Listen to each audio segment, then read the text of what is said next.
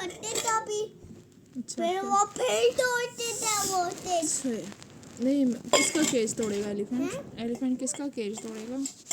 फटते था कौन से बच्चे का? तो मैं मेरा आपका केज तोड़ेगा? फिर आप बाहर आ जाओगे?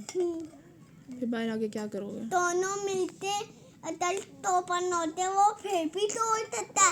अच्छा, फिर आपको मानो ग्लास टूटे ना, अते मुंह तरता टूटते थे।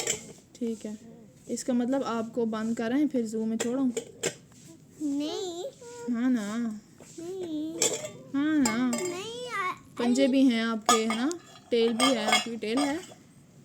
नहीं टेल नहीं है? पंजे दिखाओ, पंजे हैं? हाँ मजबूत हैं? अच्छा, तो चलो ठीक है, फिर नानू से कहते हैं आपको जू में छोड़ो। फिर घर में तो एनिमल्स तो नहीं रहते ना? रहते हैं। कमरे के अंदर तो नहीं रहते, फिर बाहर रखते हैं एनिमल्स को?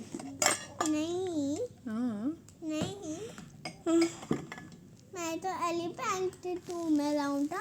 एलिफेंट के साथ रहोगे? हाँ। तो एलिफेंट जू में ही रहता है? नहीं आता आता मुंह करता टूटते था केज टूट जाएगा?